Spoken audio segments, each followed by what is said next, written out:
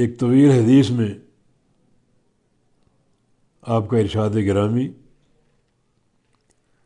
هو الاول یا انت الاول، اے اللہ تو اول ہے، فلیس قبلک شیء، تجھ سے قبل کوئی چیز نہیں تھی،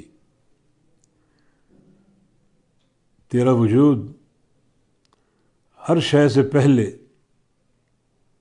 موجود اور قائم تھا، اور تجھ سے قبل کوئی شے نہیں تھی۔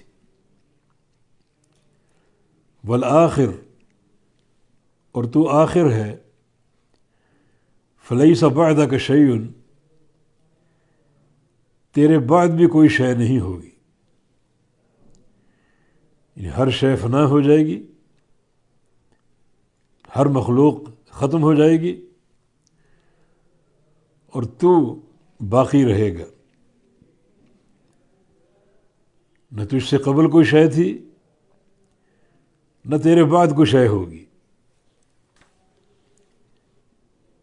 یہ اول اور آخر کا معنی۔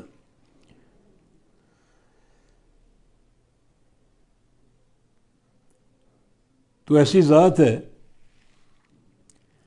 جس پر کبھی عدم نہیں تھا، یعنی نہ ہونا، ہمیشہ سے ہے، اور ایسی ذات ہے جس پر کبھی فنا نہیں آئے گا۔ ان اول کا معنی جس سے قبل کوئی شے نہ ہو، اور آخر کا معنی جس کے بعد کوئی شے نہ ہو۔ نہ تجھ پر کبھی عدم تھا، اور نہ تجھ پر کبھی فنا آئے گا۔ یہ اللہ تعالیٰ کی حیات اور اس کی حیات، اس کا زندہ ہونا ہمیشہ سے تھا اور ہمیشہ رہے گا۔ نہ کبھی وہ معدوم تھا، اور نہ کبھی اس پر فنا طاری ہوگا۔ انسان، جن، ملائکہ، سب پر فنا آئے گا،